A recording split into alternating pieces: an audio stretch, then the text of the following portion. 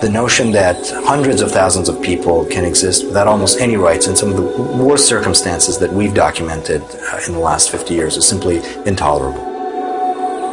It is perhaps one of the world's most secret prison camps. The outside world certainly doesn't know what's going on, and very little from the inside comes out. The very little that has come out paints a very disturbing picture. 70 miles from the North Korean capital, Pyongyang. So this camp is located in a series of steep river valleys.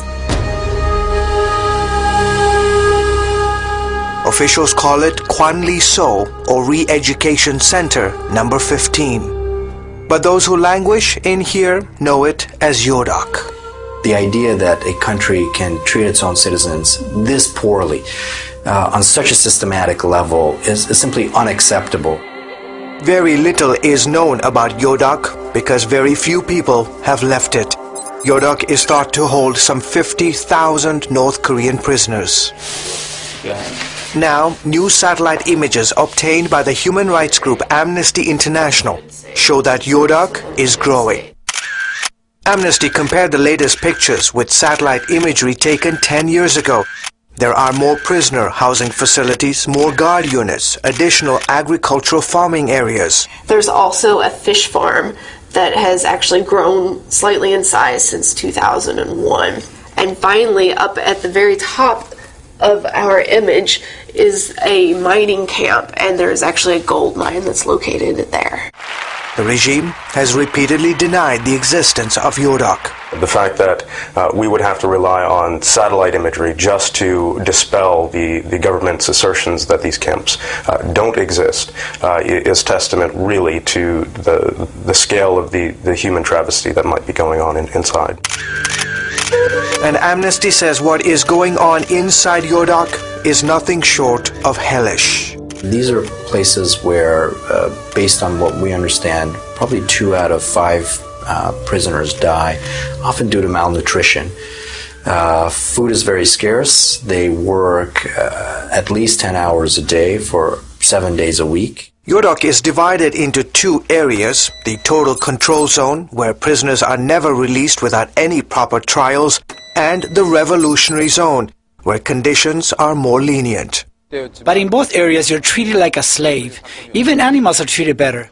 Kang Chol-hwan was only 9 when he and his family were sent to Yoduk prison camp for political crimes. We had no food. We ate anything we could get our hands on. Rats, snakes, frogs, insects. We just had to find a way to survive. CBN News showed him the images of the camp he once lived in. Even though it happened a long time ago, when I look at the satellite pictures, I can still remember everything I saw and endured. He's now concerned about what he sees in the new pictures. The camp definitely looks bigger. For example, these new buildings for prison guards weren't there before. I can only assume that that means there are more prisoners being held and therefore more security is needed. Kang spent 10 years in Yoduk before escaping to China in 1992. He wrote about his experiences in the aquariums of Pyongyang. He was the first person to reveal to the world the existence of the Yoduk prison camp. The thing I remember the most about in the camp is how the prison guards would kill people for no reason.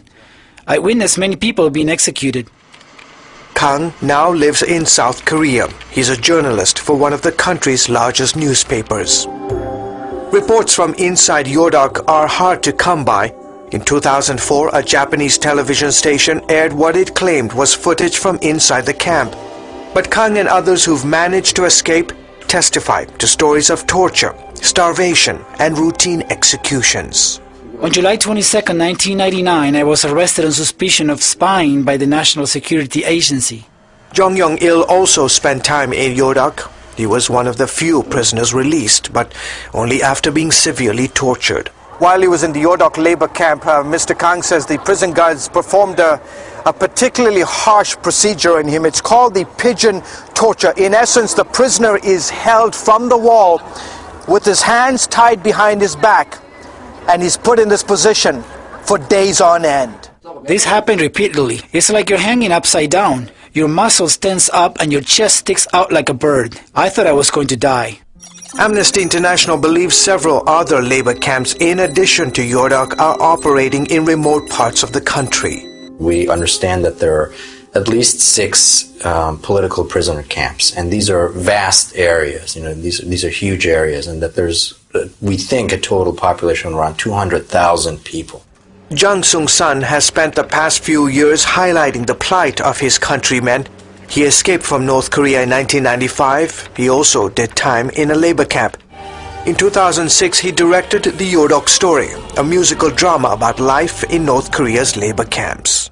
My father was stoned to death in a labor camp, so to honor his life, I decided to show people what life is like in these camps. The world has to realize that there is a country today that tortures its people. Something has to be done to put an end to this regime. That may not happen anytime soon. North Korea's dictator has reportedly tapped his 27-year-old son to take over next year. And reports are that human rights conditions are only getting worse as the regime makes the leadership transition. George Thomas, CBN News, Seoul, South Korea.